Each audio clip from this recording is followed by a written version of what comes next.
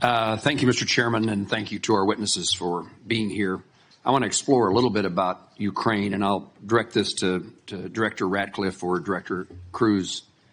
The ATA assesses that, quote, the grinding war of attrition in Ukraine, quote, will lead to a gradual but steady erosion of Kyiv's positions on the battlefield.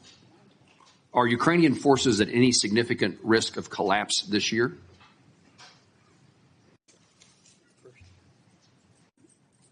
Go ahead. Before I turn it over to Director Ratcliffe, I think both sides are working through the equipment that they need, the industrial base they need to support that, and the personnel that are required to man all of that equipment and man the front lines. And as we see the battle space in the various portions, whether it's in Kursk, whether it's in any of the 4 oblasts, we see areas where Kyiv will struggle to prevent the slow attritional grind. We do not see an imminent collapse in any of the line of control battle spaces at this point. And then vice versa. That answers my question, unless you want to add something, Director.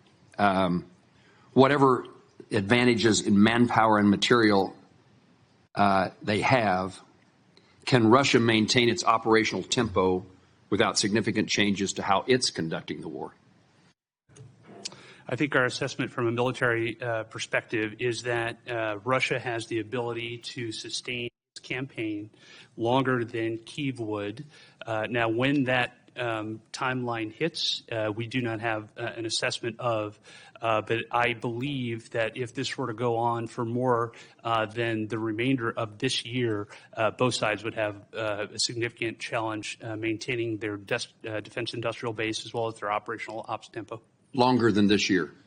That is correct, and they will each have difficulty at various points throughout the spring, summer, and fall as well. Thank you. Director Ratcliffe, ATA says continuing the Russia-Ukraine war perpetuates strategic risks to the United States of unintended escalation to large-scale war and heightened insecurity among NATO allies. What are the strategic risks to the United States if Russia were to achieve its maximalist objectives via peace agreement? Achieve via peace agreement? Yes. Well, I think that clearly the negotiations that are going on reflect that President Trump is seeking a cessation of the war on terms that will end the war permanently. From an intelligence community standpoint, and specifically with regard to CIA assets, we've taken steps to support that, the president's goal of an enduring peace. To General Kruse's comments, I agree with his assessment and generally the public assessment that Russia has the battlefield advantage, is grinding forward slowly. I want to comment on that, however, to say that with regard to the Ukrainian resistance, the Ukrainian people and the Ukrainian military have been underestimated for a period of several years now. And ultimately, I'm convinced from my reflections in observing from an intelligence standpoint that they will fight with their bare hands if they have to, if they don't have terms that are acceptable to an enduring peace. Obviously, to the point of maximalist goals, President Trump has communicated that he is aware of the dangers of that, of Russia getting what they want. And I think that the peace talks that are taking place would reflect, if successful, and they are making progress, that both sides would not get everything that they want and no one's maximalist goals would be achieved. Thank you both. In the short time I have, I'm going to skip a question and ask that I intended to ask, but ask the director of the FBI. Director, I chair the subcommittee that appropriates money for the Department of Justice, including the FBI.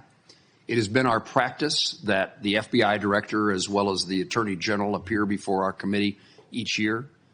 And I want to make certain that you do not foresee any challenges that I will have in your presence when you come to speak when we invite you to come speak about your budget. I think when we visited in the office, you made yourself often available, pleased to talk to Congress. we're getting ready for the appropriations process to begin. The budget that the president intends to submit is seemingly months away, weeks away, long weeks away. And we may ask you to come testify about your priorities now or sooner than that. Is that a challenge for you that I ought to be aware of? From the FBI, no, as long as the Department of Justice and the Attorney General are good with it. Thank you. Senator Reid. Thank you very much, Mr. Chairman. Director